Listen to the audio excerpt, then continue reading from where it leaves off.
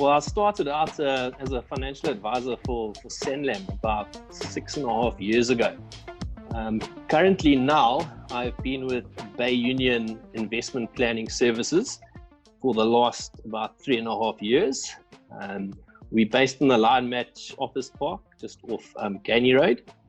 Bay Union was actually founded in about 1990, so it's been around for a while, and I think it's created quite a reputable name for itself in the financial services industry.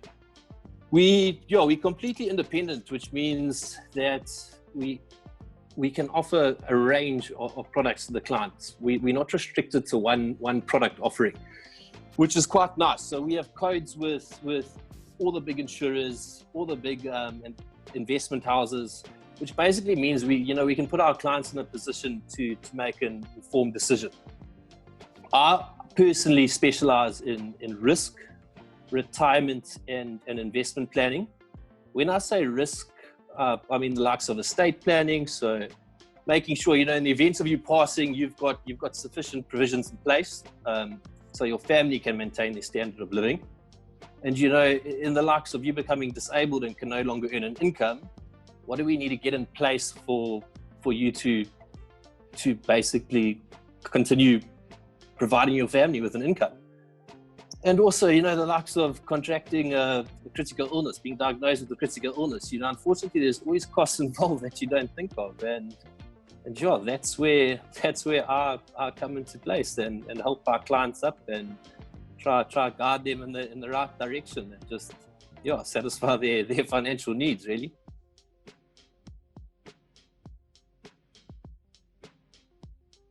Every day is completely different. I mean, one day I can be meeting with existing clients and we're doing annual reviews with them because, their needs change on an annual basis. So, I mean, the likes of all you guys, you're about to get married and have kids, your needs change and we need a plan for that.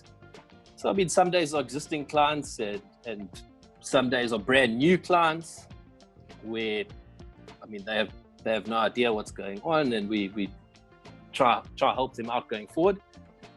And I mean, now you've got me at 6:30 at night on a Zoom call, having a little interview with you. So as you can see, no day's ever the same.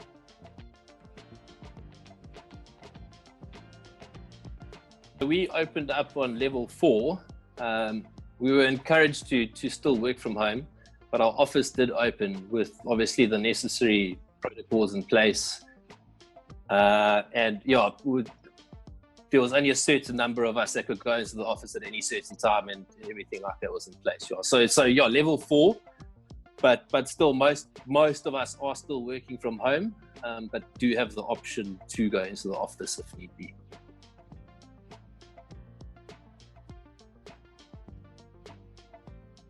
I would say it would have probably been about mid-Feb. And the global markets were getting more affected by the virus then. And that obviously had an effect on our local markets too. I think which was the worst was, just to put the cherry on the top, was that Moody's downgraded us to junk status. And they were the final rating agency who downgraded us. So it was almost like a pandemic consisting of both health and finance bottled into one. So, I mean, us as South Africans, we've really felt it over the last few months. But it is what it is, and we have to carry on. I think we were lucky because, our company always sort of promoted the whole off-site working and all the rest. So we had, from an IT perspective, all the systems in place. So the transition to working off-site, it was an easy one. It wasn't too difficult. I mean, we could access all our client files whilst working off-site, I think the main thing was just adjusting to, you know, not being client facing and dealing with them in different ways. So otherwise, yeah, I mean, it didn't affect the way we could access information, clients' information, and the likes of that.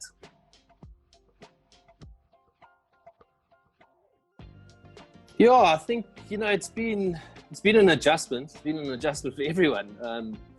In the beginning, it was tough, and yeah, I think it's been the same for everyone. You know, it's been hard, and we've had to adjust. I think it has eased up now that we're being on level 3, but I'm sure everyone, it's just in the same boat now, where they just want some normality back, and just wish things could continue as per normal, and we carry on with our lives. You know, but unfortunately, it's not the case at the moment. I think, listen, most clients I've spoken to, they have taken salary cuts. Some have been retrenched, which is, you know, just scary. But luckily, I mean, some have managed to maintain their income. But I must say, majority of them have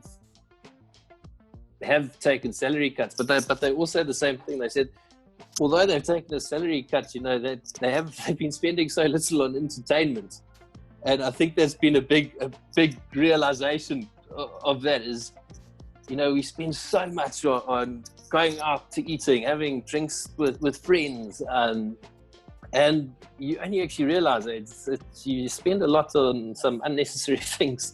Although it's very fun at the time, you could possibly save a lot cutting down on things like that, which I think everyone has realized. I know I have.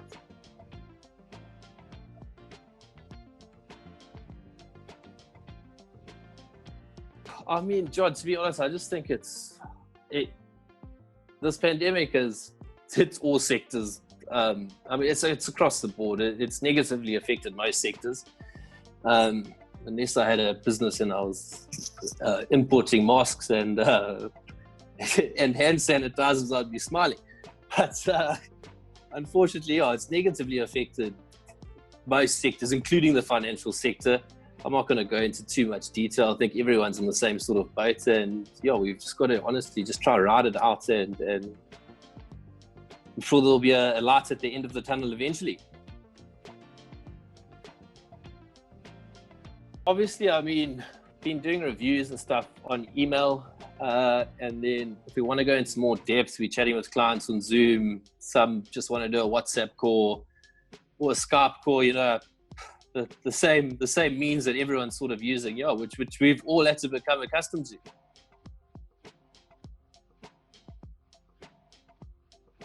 I mean, short-term plans, yeah, I think we'll probably actually put into place more of this OffSite functionality going forward, because, you know, it's we've got used to it now, and you can see you don't need to be in the office 24/7 to get business done. So I'm sure going forward that's going to play quite a big part, which I think a lot of people are going to realize. Long term, I mean, nothing's broken. We're not going to change anything. We're going to continue to be customer centric. I mean, our number one priority is our clients. We were there for them before the pandemic. We'll be for them there during the pandemic, and continue with them, you know, going forward, and help them reach their financial goals, and just, yeah, try our best. That's all we can do.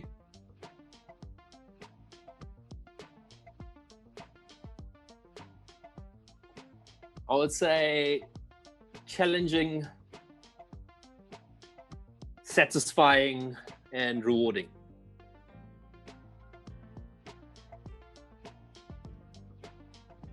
I think, I mean, at the moment, everyone's probably holding on to every last penny. Just try, because they don't have much disposable income at the moment, and just trying to, you know, live. But I do think what this has made people realize is you have to have some sort of emergency savings in place for an event like this. Because, you know, the guys who have been retrenched or had major salary cuts, if they had been, you know, saving, even if it was a few hundred a month, for the last 5 years or whatever, I'm just using a figure, they would have had a nice nest egg to dip into during times like this, which would have taken a lot of the financial burden, off them and helped them quite a bit, instead of, going into their credit cards, taking out loans, etc. But, you've got to have the extra cash every month in order to save for that. But I do think it's highly advisable. I mean, going forward, if you've taken anything out of this, just have some sort of backup savings in place, just in case, whether it be COVID or any other emergency.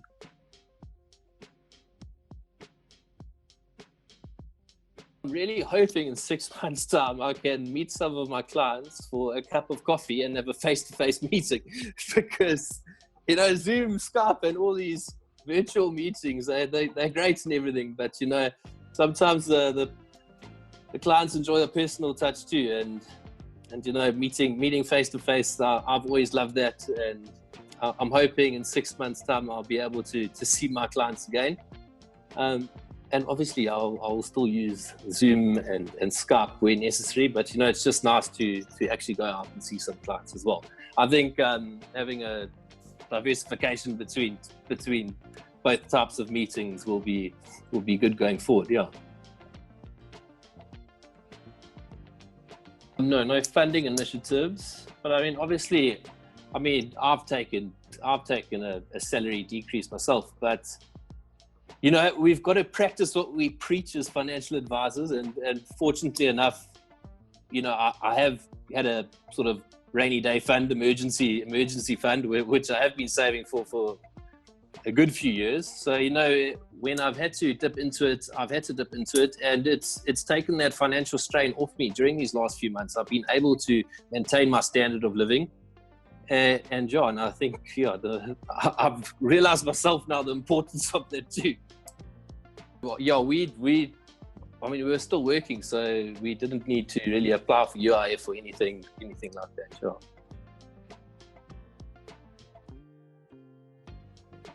So obviously we go with the protocols. Before I even get into the office, there's a hand sanitizer set up. As I said, I wish I was selling these blooming hand sanitizers. So sanitize your hands before you get in. And I walk in 10 meters, and our lovely receptionist is there, lined up with the temperature gun. And she takes the temperatures as soon as we get in. Haven't been over yet, so we're all good. And then, obviously, once we're in the office, we obviously doing our social distancing and working far apart. And we're doing everything we can to abide by these social distancing rules.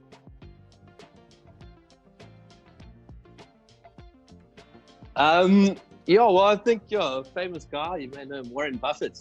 He once said, if you're not willing to own a stock for 10 years, do not even think of owning it for 10 minutes. So listen, the equity and commodities market, they come with risk. When investing in these asset classes, you should have a long-term view on things, and definitely get professional advice from your financial advisor. My advice would be stay invested, ride it out. You're going to have your ups and downs in the equity and commodities markets. You're not invested in there to make a buck over 5 years. You need to ride it out, and it is for the long term. And there's still really good opportunities now if you're looking to invest. So I wouldn't be put off. But investing, it's for the long term. When you're looking at emergency funds and stuff like that, that's obviously for the short term, and you're in a completely different asset class for something like that, which is a lot less aggressive. You're not going to go put your whole emergency fund in the equity market, because if we did that, I wouldn't have a job.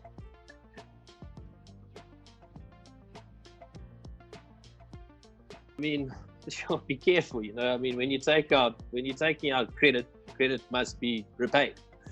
So I would say just check and compare what interest rates you're being offered. And maybe if possible, avoid loan sharks. That's not advisable. And John, there's good and bad credit. I'd say, good credit is taking a bond on a house. There's an asset behind that credit.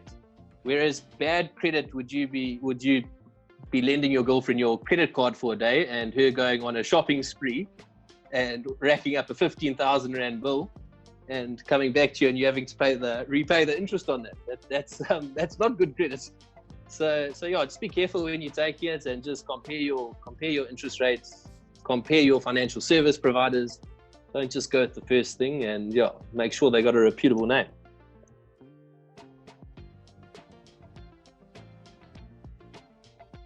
I think, the drop in the repo rate, it will hopefully allow for more disposable income for clients if they can pay off some of their debt quicker.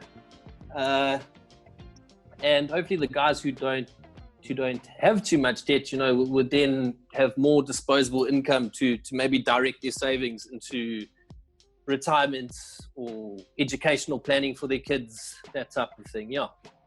But I think at the moment everyone's just trying to put food on their table for the family, and not worried about too much else for now. Yeah. I definitely think there would have been redundancies in the sector, 100%.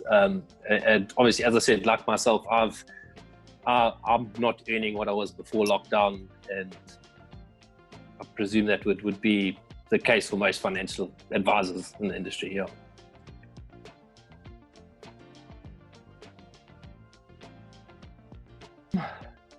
Yeah, I think that's twofold,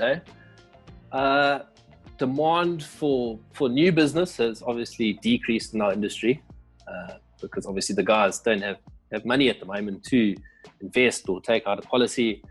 But I think the demand from a servicing perspective, an admin servicing perspective, has obviously increased. I mean, because we've been processing withdrawals for clients and doing a lot of paperwork and changing things, decreasing contributions to their retirement savings or just investments. A lot of these companies have been allowing premium holidays on their life cover and things like that. So I mean, we've been flat out just trying to help them, save some money where they can, just through this process. Yeah. So from an admin perspective, we've been very busy. I can't go for a beer at the local pub after work. No, well, obviously the standard differences. I mean, we obviously working mostly from home and all the rest. And aren't as busy as we usually are. But we will get through this, and we will eventually see a light at the end of the tunnel. And we just need to hang in there. Yeah, I think I'd say, we're all in this together. As hard as it is, we need to try to keep our heads above water. If we're in the position to help others less fortunate than us, don't hesitate to do so, because it will make a big difference. In the long run, we will look back at this and all of us would have made us stronger. I can guarantee you that, going through this. So hang in there, KZN, and don't drink and drive.